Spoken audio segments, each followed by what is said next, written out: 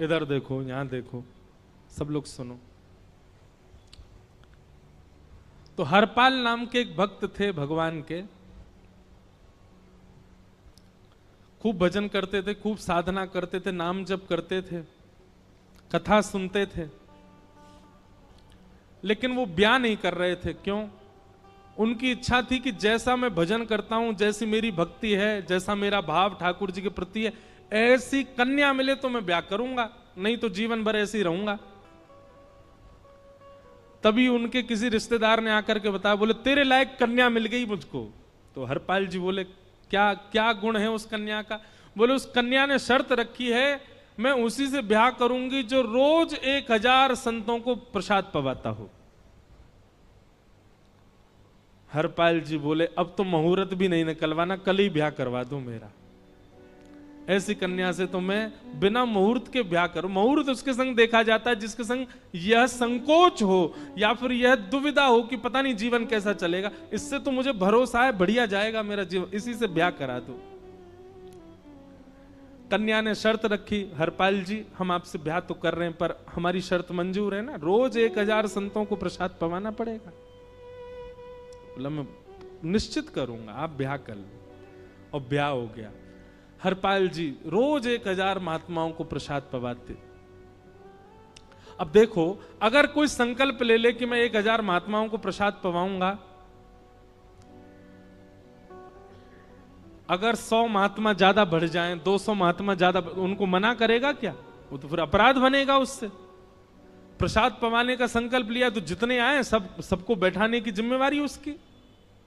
ऐसी कथा में भी होता है, कथा में जितने लोग आए सबका स्वागत होना चाहिए, सबके लिए स्थान पर्याप्त होना चाहिए।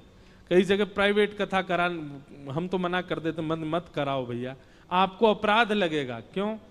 वैष्णव को पता चला कि कथा हो रही, वो सुनने आ गया, जगह नहीं मिली या फिर वो बैठ नहीं पाया, तो खाली रहे भले ही स्थान, पर फिर भी स्थान बड़ा रखो ताकि कोई भी आए तो कोई रहे ना कथा से, नहीं तो कथा कराने वाले को अपराध लगता है। वैष्णव बिना सुने चला गया।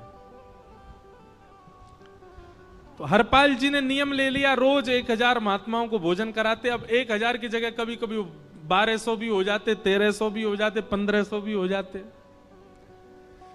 लेकिन हरपाल जी करते कुछ नहीं थे, कमाई का कोई जरिया नहीं था, केवल दादा परदादाओं की पुश्त से जो उनके पुश्तैनी धन था उसी को ही खर्च करते जा रहे थे। 1 साल तक बढ़िया चला, 1.5 साल बढ़िया चला, लेकिन 1.5 साल बाद धीरे धीरे धन खत्म होने लगा। जैसे ही धन खत्म होने लगा, हरपाल जी बड़ी चिंता में आ गए, क्या करें। पत्नी को नहीं बताते थे, क्यों? बोले इससे तो शर्त लगी, इसको क्यों बताऊं अपना दुख, इससे तो शर्त मेरी यही शर्त थी कि रोज 1000 संतों को भोजन कराना। तो हरपाल जी ने बाहर जाते और दुकानदारों के यहां से जाकर के कर्जा लेने लगे। वो पुराने संपन्न थे तो किसी ने कर्जा देने से मना भी नहीं किया, सब देने लगे, बोले ले जा। इतना कर्जा कर लिया, 6-7 महीने तक कर्जे में भी उनके संत सेवा बंद नहीं हुई। 6-7 महीने बाद मांगने वालों ने मांगना शुरू किया, बोले हमारा दो, हमारा दो, हमारा दो, किसी का नहीं दे पाए। तो पूरे नगर में ये हो गया कि भैया हरपाल जी अब पहले जैसी स्थिति में नहीं है, कर्जा इनको देना बंद करो, ये देते ही नहीं है पैसा लौटा करके। सब बिगड़ने लगा, धन नष्ट हो गया, इज्जत चली गई, लेकिन उनकी संत सेवा नहीं रुकी, रोज संत सेवा करते। एक दिन मन में विचार करने लगे, अब क्या करूं, अब तो मुझे कोई कर्जा भी नहीं देता, गहने भी सारे बिक गए, धन भी सारा खत्म हो गया। तो हरपाल जी ने मन बनाया कि मैं चोरी करूंगा, और चोरी करके ठाकुर जी, आप लोग मत करना ऐसा, चोरी करूंगा। हरपाल जी चोरी करने जाने लगे, लेकिन हरपाल जी का नियम था कि वो किसी के धन की चोरी नहीं करते थे। संपन्न लोगों के घर में जाते थे और उनकी रसोई घर की सामग्री चुरा लाते थे, चीनी, दाल, आटा, चावल, मूंग, नमक, मिर्च, ताकि भंडारा हो जाए सवेरे। इस प्रकार महाराज चोरी होने लगी। एक घर की हुई, दो घर, अब तो हल्ला होने लगा। बोले कि घरों की सामान राशन चोरी हो जाता है। वो बड़ा विचित्र चोर है, धन नहीं चुराता है, राशन चुरा के भागता है। ऐसी चोरी होने लगी महाराज। अब तो लोगों ने अपने अपने घरों में पहरेदारी शुरू कर दी कि चोरी ना हो। तो हरपाल जी को और दिक्कत होने लगी, क्या करें, कैसे करें। धीरे धीरे हरपाल जी इस स्थिति में आ गए कि अब संपन्न लोगों के यहां उन लोगों को ढूंढते जो ना कभी संत सेवा करते ना वैष्णव सेवा करते, और उन लोगों के यहां जाकर के थोड़ा बहुत धन चुरा लेते, स्वर्ण चुरा लेते। करना कुछ नहीं, अपना घर नहीं बनाते थे, बसाते थे, संत सेवा करते थे। ठाकुर जी रीझ गए हरपाल से। ठाकुर जी बोले, देखो ये सब चोरी कर करके और मेरे संतों को पवारा है। ठाकुर जी बोले, इस पर अनुग्रह करने जाना है। भगवान सिंहासन से उठ करके तैयार होने के लिए गए, और बढ़िया महाराज नकली सी मूछ लगा करके, ऊपर सिर पर पाग पहन करके, और थोड़ा पेट सा बाहर निकाल के, गले में खूब सारी जंजीर डाल के, हाथों की हर उंगली में अंगूठी पहन करके, सोने की जूतियां डाल करके, कौंधनी सोने की पहन करके, और एक बैंत समझते, वृद्ध लोग लेकर के चलते, बैंत, सोने का मड़ा हुआ बैंत लेकर के ठाकुर जी तैयार हो गए, एक सेठ जी बन गए। लक्ष्मी भैया ने पूछा, भगवान बड़ा सुंदर स्वरूप धारण किया, कहां जा रहे हो? बोले, अपने भक्त से मिलने जा रहे हैं। रुक्मणी जी बोली, मैं भी चलूंगी। भगवान बोले, तुम मत चलो, तुम उसको पहचान नहीं पाओगे, तुमसे अपराध बनी जाएगा। बोले, नहीं नहीं, भक्त दर्शन करने मैं तो जाऊंगी। भगवान बोले, जल्दी तैयार हो जाओ। सब लोग इधर देखो, वहां से कोई सामग्री आ रही है, कथा यहां हो रही है, इधर देखो, और फिर हम आंख बंद कर लेंगे, चाहे आप कहीं देखो। आंख खुली है तो हमको ही देखो। रुक्मणी जी एक सेठानी बन गई, ठाकुर जी सेठ जी बन गए, और दोनों ने मन में विचार किया कि हरपाल जी को दर्शन देना है। और यहां हरपाल जी की स्थिति क्या थी? अब संत सेवा के लिए कहीं से भी धन नहीं मिल रहा था। तो हरपाल जी एक मार्ग पर जाकर के बैठ गए और सोचने लगे, कोई धनवान यहां से निकलेगा तो उसको लूट लूंगा, और लूट के भाग जाऊंगा, सारा धन संत सेवा में लगा दूंगा। तभी उस मार्ग पर कोई और तो आया नहीं, ठाकुर जी सेठ बन करके आ गए। और महाराज खूब सारे गहने पहन करके, पाग बढ़िया सोने की जड़ाऊ पाग पहन करके, ऐसे वस्त्र पहन करके, और छम छम करते चलते आ रहे हैं। उन गहने ही बज रहे हैं ठाकुर जी के।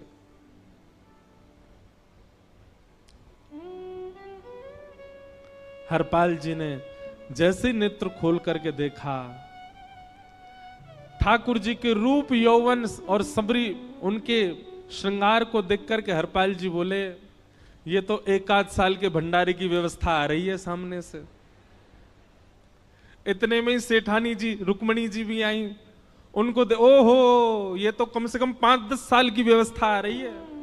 अगर ये दोनों लूट लिए जाएं तो 10 साल चोरी नहीं करनी पड़ेगी। देखो कितना धन संपन्न। हरपाल जी के बगल में जैसे ही ठाकुर जी पहुंचे, हरपाल जी बोले, भैया जय श्री कृष्ण, प्रणाम।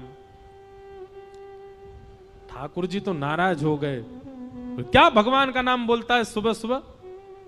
तुम सब लोग बड़े पाखंडी हो, ढोंगी हो, और हमने सुना इस गांव में एक रहता है, वो चोरी डकैती करता है, और फिर कहते हैं संत सेवा करता है। ऐसी काय बात की चोरी भैया? करता तो चोरी है, भली उससे भली संत सेवा करता हो। नाम उसका हरपाल है, हम सब जानते हैं। भगवान का नाम मत लो हमारे सामने।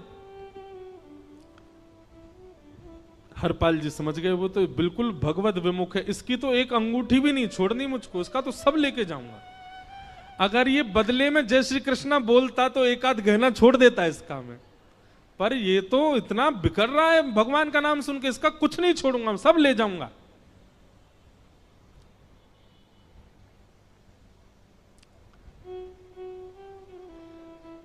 हरपाल जी बोले, हाँ भैया, एक रहता तो है डकैत इस गांव में, और उसका कोई पता नहीं है, वो कभी भी आ जाता है। लेकिन एक मार्ग जंगल में होकर के है, उसमें गांव में नहीं जाना पड़ता। जंगल से गुप्त चुप निकल करके पूरे गांव पार हो जाएंगे, आप शहर पहुंच जाओगे। उसका रास्ता मुझे ही पता है। सेठ जी बोले तो तुम हमको पार करवा दो। हरपाल जी बोले मैं पार तो करवा दूंगा, लेकिन भगवान मेरे घर कुछ मेहमान आए हैं, उनके भोजन आदि की व्यवस्था के लिए मैं तो बाजार आया था, मेरे पे धन नहीं है। आप यदि मुझको कुछ दे देंगे तो मैं घर पर व्यवस्था करके आऊंगा, तुरंत आपको लेकर के गांव पार करवा दूंगा। ठाकुर जी ने उसको कुछ सोने की मोहर दे दी, बोले लो तुम अपने घर की व्यवस्था कर आओ। हरपाल जी ने सामग्री खरीदी, घर पर पहले व्यवस्था करके आए। बोले आज की व्यवस्था हो जाए, क्योंकि आज तो 10 साल का सब चोरी करना समय लगेगा। पत्नी से कहा भोजन प्रसादी बनाओ, संतों को पवाओ। संत पूछेंगे मैं कहां है, तो कहना कि आप लोगों की 10 साल की व्यवस्था करने गए आज। हरपाल जी लौट करके आए और सेठ जी से कहा आइए आइए चल दीजिए मेरे साथ और हमारे संगी चलना बिल्कुल। ठाकुर जी रुक्मणी जी चलने लगे। जैसे ही विहंगम जंगल में पहुंचे, भयंकर भयावह जंगल, बीच जंगल में जैसे ही पहुंचे, हरपाल ने पीछे मुड़ करके देखा, दोनों चले आ रहे हैं। तुरंत महाराज वो तो अपने रूप में आ गया, शेर की तरह गर्जना करने लगा, अपनी लाठी धर दी सामने और अपने सिर का स्वाफा निकाल करके सामने बिछा दिया। भगवान जो सेठ जी के रूप में आया, भगवान बोले भैया ये क्या कर रहे हो? बोले मैं ही हरपाल हूं। सारे सामग्री निकालो, डाल दो यहां पे, एक चीज भी मत छोड़ना, नहीं तो तुम जानते नहीं हो तुम्हारा क्या करूंगा। ठाकुर जी तो थर थर कांपने लगे। रुक्मणी जी बोली देखो कैसा नाटक कर रहे हैं। रावण के आगे नहीं डरे थे, कुंभकर्ण के आगे नहीं डरे, हिरण्यकश्यप के आगे नहीं डरे, और वो हरपाल के आगे ऐसे कांप रहे हैं। भगवान तो मन की सब समझ जाते हैं, कौन ही मारने, वो तुम भी कांपो क्यों? बोले भक्त है भैया, ये हमारो भक्त है। अनुब्रजाम में हम नित्यम पूये ये तन्य रेणु भी, इसने हमारे लिए सब गवा दिया, हमारे वैष्णव संतों के लिए सब लुटा दिया, इसके आगे भयभीत होने में कोई लज्जा नहीं। लक्ष्मी नारायण दोनों कांप रहे हैं और हरपाल कह रहा सब निकालो। ए सेठानी जी कान के कुंडल उतारो। कान कुंडल उतार दिए, नाक की नथनी उतार दी, सब उतार उतार के धर दिए, हाथों के सब कड़ूला आदि भी धर दिए। भगवान ने भी अपने सब उतार। बोले बैंत कहां लेके जा रहे, उसको भी धर दो। बोले अरे भैया बुढ़ापे की लाठी, हम गिर जाएंगे। बोले कुछ नहीं गिरोगे, धर दो इसको। जीवन में कभी राम ना, जय श्री कृष्ण बोलने पे चिल्ला रहे थे मुझ पे, रखो इसको यहां पे, सारा धर दिया। बोले बहुत बढ़िया हो गया, अब 10 साल की व्यवस्था हो गई। इतने में भगवान की कनिष्ठ उंगली में एक अंगूठी थी। हरपाल बोला ये कहां बचा के ले जा रहे हो, उसको दो। बोले अरे भैया ये तो बहुत बचपन की हमारी अंगूठी है और ये आज तक हमारी निकली नहीं है और ये निकल ही नहीं पाएगी, इसको बाहर हम निकाल ही नहीं सकते, इसको तो रहने दो हमारे पास। बोले तुम क्या जानो, इस अंगूठी से कम 1 हफ्ता संत भोजन होगा और तुम पे तो दया करनी नहीं है। चिल्लाए थे मुझ पे जय श्री कृष्ण बोलने पर, निकालो इसको। भगवान खूब प्रयास करें, वो नहीं निकले तो हरपाल जी ने उंगली पकड़ी, बोले इसको काट देता हूं मैं, तुम्हारे पास उंगली रहने का कोई काम नहीं है, तुम उंगली से करते ही क्या हो। और महाराज जैसे ही उंगली पकड़ करके काटने का मन किया, वो काटने ही वाले थे, इतने में ही द्वारिकाधीश भगवान शंख चक्र गदा पद्म धारण करके प्रकट हो गए सामने। रुक्मणी जी महालक्ष्मी के रूप में प्रकट हो गई और दोनों ने अपने अंक में हरपाल को भर लिया। हरपाल जी समझ नहीं पा रहे ये क्या हुआ, दूर हटे। बोले नाथ, बोले हम साक्षात द्वारिकाधीश, ये साक्षात रुक्मणी तुम्हारी भक्ति से प्रसन्न होकर तुमको दर्शन देने आए हैं। हरपाल जी घुटने के बल बैठ गए, रोने लगे, सर रख दिया चरणों में, पटकने लगे। बोले नाथ, मैंने अपने नाथ को लूटा, आज मैंने अपने स्वामी के साथ डकैती कर रहा था, मैं अपने स्वामी की उंगली काटने पर मजबूर हो गया था, इसका मतलब तो मैं पापी हूं। मेरा पाप इतना प्रचंड हो गया कि मैं आपके रूप को नहीं पहचान पाया। भगवान ने हृदय से लगा, नहीं हरिपाल, तुमने कभी अपने लिए प्रयोग थोड़ी किया। तुम्हारी पत्नी भूखे सो जाते हो, लेकिन संतों को भूखा नहीं जाने देते। ठीक है, उसके लिए भले ही तुमने वह गलत मार्ग अपनाया जो नहीं अपनाना चाहिए था, परंतु उसमें उद्देश्य कोई और तो नहीं था, मेरे जनों की सेवा ही तो थी, मेरे वैष्णवों की सेवा। और देखो हरपाल, एक मेरी बात सुनो, आज तुम्हारे मन में ग्लानि होती है कि तुमने दूसरों का धन हड़प करके और उससे संत भोजन कराया। वास्तव में इसका विधान शास्त्रों में यह बताया गया, जिसके धन से भोजन बना और संतों ने पाया, परोसा भले ही किसी ने भी हो, कार्यक्रम भले ही किसी ने भी कराया हो, पर धन जिसका लगता है पुण्य उसी को मिलता है। तुमने तो अपने गांव के, शहरों के उन लोग जो कभी संत सेवा नहीं करते थे, उनके धन चुरा चुरा करके उनको पुण्य बांटा है। तुमने कुछ गलत नहीं किया है। हां, अपने प्रयोग में यदि लेते तो पाप हो जाता, लेकिन तुमने तो एक रत्ती भी अपने प्रयोग में नहीं ली, सब संतों में लगा दी, और जितने लोगों का धन चुराया उन सबको पुण्य प्रदान कर दिया। हम तुमसे बड़े प्रसन्न हैं। हरपाल जी चरणों से लिपट गए, बोले नाथ आप बड़े कृपालु, बड़े दयालु। भगवान बोले अब हमने दर्शन दे दिया, अब हम जाएं। और सुनो, ये सारा धन हमने दिया है, 10 साल का नहीं होगा इससे। तो बोले जब तक तुम जीवित रहोगे तब तक की सेवा बनेगी, इससे संत सेवा चलती रहेगी। ये सारा धन आभूषण हम लेकर के इसीलिए आए थे, ताकि तुमको अब कभी किसी से मांगना ना पड़े, किसी से हड़पना ना पड़े। भगवान जाने लगे तो हरपाल जी चरणों में गिर गए, बोले नाथ आज मैं आपके दर्शन कर पाया, मैं संत सेवा कर पाया, इसमें सबसे बड़ा योगदान मेरी पत्नी का है। उसने नियम नहीं बनाया होता तो शायद मैं कभी ऐसा नहीं करता। आप उसको दर्शन दिए बिना जाएंगे, मैं उसको क्या बताऊंगा? मैं उससे जाके कह भी नहीं पाऊंगा कि आप मुझे मिले, और उसकी वजह से आप मुझे मिले हो, कृपा कर उसको दर्शन दे दीजिए।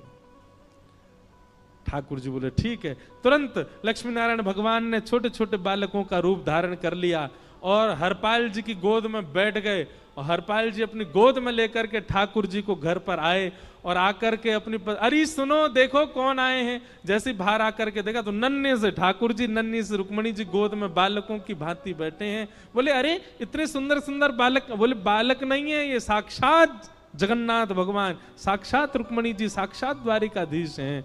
तुरंत ठाकुर जी अपने रूप में प्रकट हो गए और दोनों दंपति को दर्शन दे करके भगवान वहां से प्रस्थान कर गए। बोलो भक्त वत्सल भगवान। तो एक भक्त जीवन संगी का प्राप्त होना भगवत दर्शन तक ले जा सकता है आपको।